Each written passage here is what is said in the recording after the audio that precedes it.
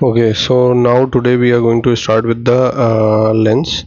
ठीक है, लेंस की सबसे पहले हम एनाटमी देख लेते हैं. ठीक है, एनाटमी के बाद हम कैटरैक्ट पे मूव ऑन करेंगे. ठीक है, so here comes the anatomy part. C shape, transparency and location. Lens जो होता है बेसिकली आपका ट्रांसपेरेंट बाइकॉन्वेक्स क्रिस्टलाइन स्ट्रक्चर होता है that is placed between the iris and the vitreous in the saucer shape depression called as patellar fossa. Patellar fossa में place होता है. Diameter lens की देखें तो 9 से 10 mm की होती है. थिकनेस वेरी करती है with the age from 3.5 mm at the birth and 5 mm at the extreme of the age. Weight of the lens अगर देखें तो 135 mg होता है 0 to 9 ईयर में. 255 mg हो जाता है 40 से 80 साल में. ठीक है, सरफेसेस अगर देखें तो इंटीरियर सरफेस जो होता है वो लेस कॉन्वेक्स होता है. ठीक है, रेडियस ऑफ कर्वेचर उसकी 10 ही mm होती है एंड जो पोस्टीरियर सरफेस होता है वो तुम्हारा ज़्यादा कॉन्वेक्स होता है. ठीक है, ये तुम्हारा इसका रेडियस ऑफ कर्वेचर करीब करीब 6 mm की होती है. These two surfaces meet at the equator. Equator पे बेसिकली मीट करते हैं, इसे हम इक्वेटर बोलते हैं. ये तुम्हारा पोस्टीरियर सरफेस हो गया, ये तुम्हारा इंटीरियर सरफेस हो गया. ठीक है, ये तुम्हारी ज़्यादा कॉन्वेक्स होती है. ठीक है, इसलिए तुम्हारी इसकी जो डायमीटर होगी 6 mm के अप्रॉक्सीमेटली होगी. जो इसकी डायमीटर रेडियस कर्वेचर होगी वो 10 mm के अप्रॉक्सीमेटली. रिफ्रैक्टिव इंडेक्स की बात करें तो 1.39 होता है. टोटल डायप्टिक पावर जो लेंस की होती है वो यहाँ पे 18 होती है और तुम्हारा 45 होती थी कॉर्निया की. ठीक है, टोटल 60 होता है. ठीक है, range from 16 to 20 dioptre. Accommodative power of the lens varies with the age. 14 से 16 एट द बर्थ रहती है, 7 to 8 रहती है 25 year of the age and 1 to 2 dioptre रहती है 50 year of the age. Lens में लेंस कैप्सूल होता है जो कि थिन होता है, ट्रांसपेरेंट होता है, highly membrane surrounding the lens which is thick over the interior में थिक रहता है. Posterior than at the posterior surface lens capsule thickest होती है pre equator region that is 14 micro and thinnest at the posterior pole that is for 3.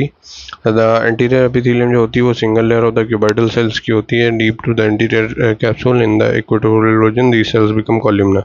ठीक है, ये cell columnar हो जाते हैं actively dividing elongating to form a new lens fiber throughout the life. There is no predisposing epithelium, no posterior epithelium. पीछे में कोई epithelium नहीं होती है as the cells are used up in filling the central cavity of the lens vesicles during the development of the lens.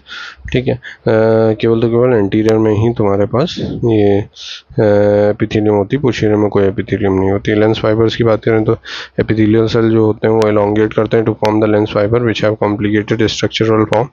Mature lens fibre जो होते हैं are the cells which have lost their nuclear. Lens fibre mature कब होते हैं? जब उनमें nuclear चला जाता है. As the lens fibres are form throughout the life. These are arranged compactly as the nucleus in the cortex of the lens. Nucleus जो होता है it is a central part containing the oldest fiber consisting of the different zone which are laid down successively as the developmental procedure.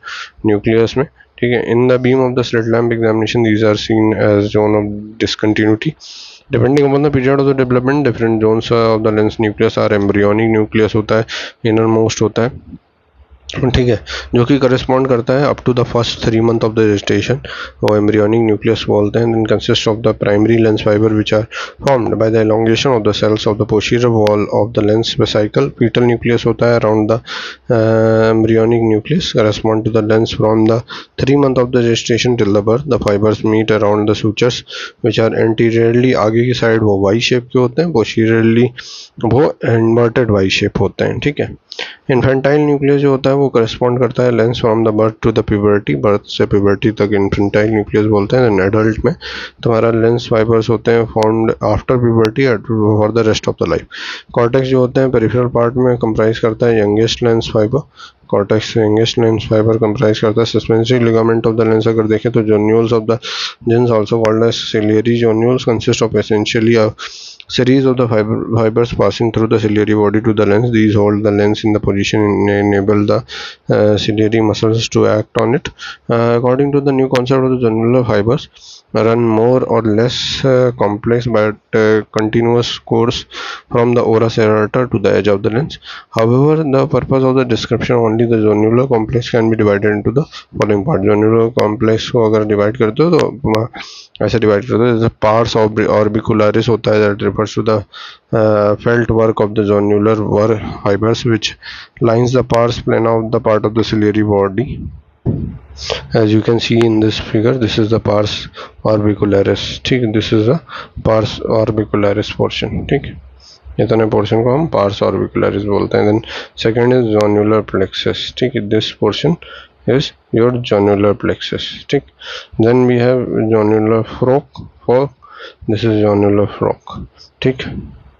Then anterior zonular limb होता है इसमें, anterior zonular limb, equatorial zonular limb and posterior zonular limb, ठीक है। तो ये सारे arrangement of the zonular fibres हो गया। पार्स ऑर्बिकुलरिस हो गया, felt work of the zonular fibres which lines the pars plana of the ciliary body. फिर जोन्युलर प्लेक्सस होता है, refers to the intervening network of the zonular fibre which are attached between the ciliary process and the region of the pars plicata part of the ciliary body. Zonular fork होता है, that refers to the consolidated bundle of the jonular fiber which bend at the right angle from the anterior margin of the pars plicator towards the lens fiber, divided into three jonular limb, that is anterior jonular limb जो denser होता है, insert at the anterior lens capsule about 1.5 mm from the equator, and the equatorial jonular limb fibers sparse and fan out in the brush-like manner get inserted into the lens at the equatorial region, and the posterior jonular fiber inserted on the posterior lens capsule 1.25 mm from the equator। Applied physiology अगर देखें तो crystalline lens जो होता है transparent structure होता है, playing main role in focusing mechanism for the vision, and its physiological aspects include lens transparency, metabolic activities of the lens and accommodation. Lens transparency अगर देखें तो factor that play significant role in maintaining out the clarity and transparency of the lens is avascular होता है lens तुम्हारा। Characteristic of the lens fibre is tightly packed nature of the lens cells, narrow lens fibres membrane and the loss of organelle. तो क्या क्या होता है, avascularity of the lens, then tightly packed nature of the lens, then narrow lens fibres, loss of the organelles, nucleus वगैरह नहीं होता है, loss of the lens protein, that is intrinsic protein of the lens become super family of the aquaporin, that is classified in aquaporin MIP26 and aquaporin 0। Lens capsule जो होती है वो semi permeable होती है कैरेक्टर में। Pump mechanism of the lens fibre that regulate the electrolyte and the water balance in the lens, maintaining relative dehydration, auto oxidation and the high concentration of the reduced glutathione in the lens, maintain the lens protein in the reduced state, ensure the integrity of the lens membrane pump। Metabolism अगर देखें तो lens requires continuous supply of the energy ATP from the active transport of the ions and the amino acids, maintenance of the lens dehydration for the continuous protein and the glutathione synthesis, ठीक है। Most of the energy produced is utilized in the epithelium, which is a major site of all the active transport processes. About 10 to 20% of the ATP used for the protein synthesis. The crystalline lens nutrient supply, crystalline lens being avascular in the structure is dependent for the metabolism on the chemical exchange with the aqueous humor. The chemical composition of the lens viscous aqueous humor and the chemical exchange between the two is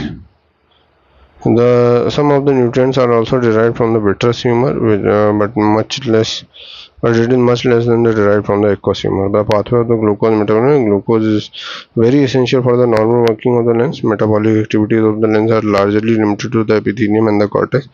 While the nucleus is relatively inert, the pathway of the glycolytic pathway होता है, that is in the lens 80% of the glucose metabolized anaerobically, ठीक है, by this pathway, glycolytic pathway। Pentose, hexose, monophosphate, HMP shunt जो होता है metabolism 15% इसके through होता है, और Krebs cycle secret acetic acid cycle जो तुम्हारी होती है only small portion of the oxidative process, ये तुम्हारा एरोबिकली होता है, केवल तुम्हारा बहुत कम होता है, ठीक है। तो जो मेजर होता है वो एनारोबिक प्रोसेस होता है, that is glycolytic pathway.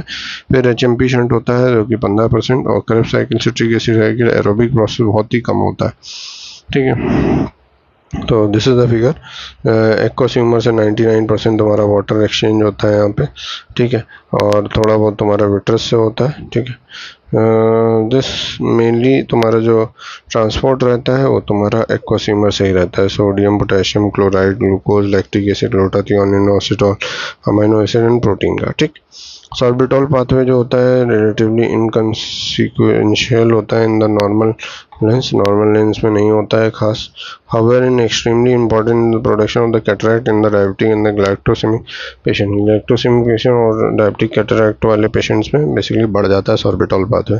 Antioxidant mechanism of the lens देखें तो crystalline lens has protective mechanism against the oxidative damage caused by the various oxidant, that is oxygen intermediate generated in vivo such as superoxide anion, hydrogen peroxide, lipid peroxide, hydroperoxide. Of these superoxide radical must be most toxic to the lens protein.